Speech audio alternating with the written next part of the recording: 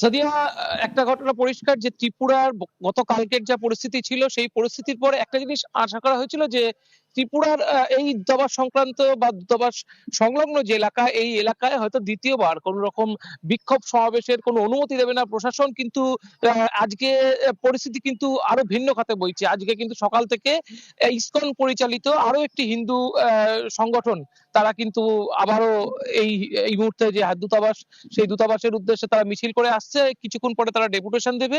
সব মিলিয়ে বলা হচ্ছে যে এই যে সমাবেশ, এই সমাবেশেও কিন্তু প্রায় কয়েক হাজার মানুষ রয়েছে মূলত রবীন্দ্র ভবন ত্রিপুরার। সেই রবীন্দ্র ভবন চত্বর থেকে দূতাবাসের উদ্দেশ্যে সেই মিছিল কিন্তু এই মুহূর্তে আসছে এবং মিছিলকে কর্ডন করে কিন্তু ব্যাপক পুলিশ কিন্তু মোতায়েন করা হয়েছে। মূলত গতকালের পরিস্থিতির পর থেকে কিন্তু যে এই দূতাবাসের যারা কর্মী বা তাদের পরিবার যারা রয়েছে তারা কিন্তু ব্যাপক একটা নিরাপত্তাহীনতা পরিস্থিতির মধ্যে রয়েছে। তারা কিন্তু সেটা পুলিশকে জানিয়েছিল। সেই হিসেবে ত্রিপুরা স্টেট পুলিশ এবং একেবারে সিআরপিএফ সেন্ট্রাল ফোর্সের তরফ থেকেও কিন্তু ব্যাপক পুলিশ প্রশাসনের তরফে মোতায়েন করা হয়েছে। এবং ত্রিপুরা পুলিশ বলছে তারা এই গোটা ঘটনায়, গতকালের ঘটনায় এখনো পর্যন্ত ৭ জনকে তারা হেফাজতে নিয়েছে। বেশ কয়েকজন পুলিশ কর্মীকে ক্লোজ করা হয়েছে।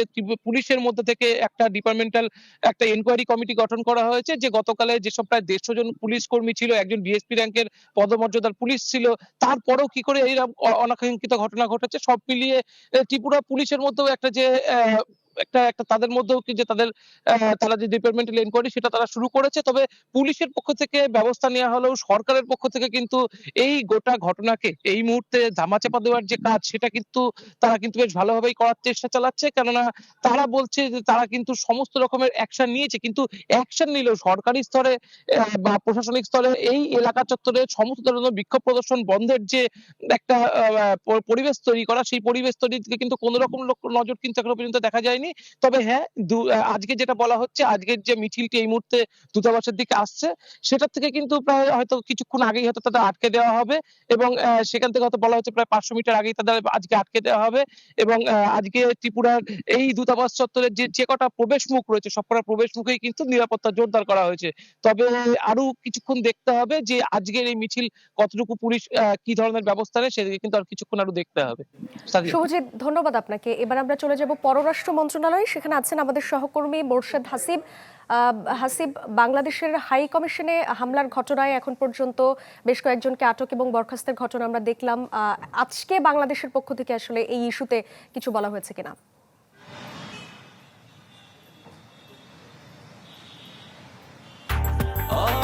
ব্রেকফাস্ট, টিফিন কিংবা স্ন্যাক টাইমে মজাদার আয়োজন মানে অল টাইম ব্রেড।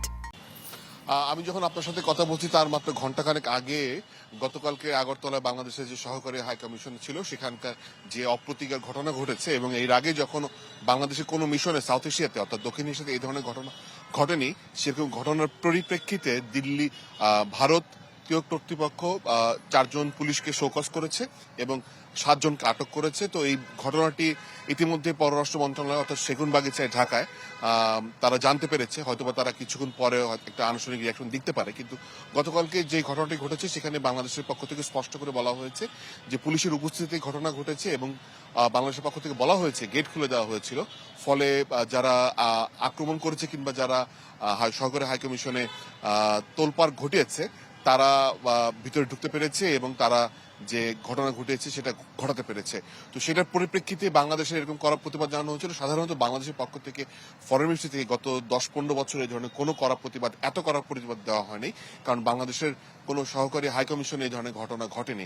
দুদেশের মধ্যে বন্ধুত্বপূর্ণ সম্পর্কের ক্ষেত্রে এগিয়ে নিয়ে যাওয়ার ক্ষেত্রে জুলাই পরবর্তী ঘটনায় ছাত্র জনতার রক্তের মাধ্যমে যে নতুন সরকার গঠিত হয়েছে তারপরে যে একটা ধরনের বোঝাপড়ার মধ্যে কিছুটা ফারাক রয়েছে, সেটা বাংলাদেশের পক্ষ থেকে গতকালকে পররাষ্ট্র উপদেষ্টা খুব স্পষ্ট করে বলেছেন যে বাংলাদেশ চায় ভারতের সাথে আন্তরিকতা বাড়াতে, কিন্তু স্বার্থ সংশ্লিষ্ট বিষয়ে একটা সমান সমান জায়গা অর্থাৎ উইন উইন সিচুয়েশন তারা রাখতে চায়।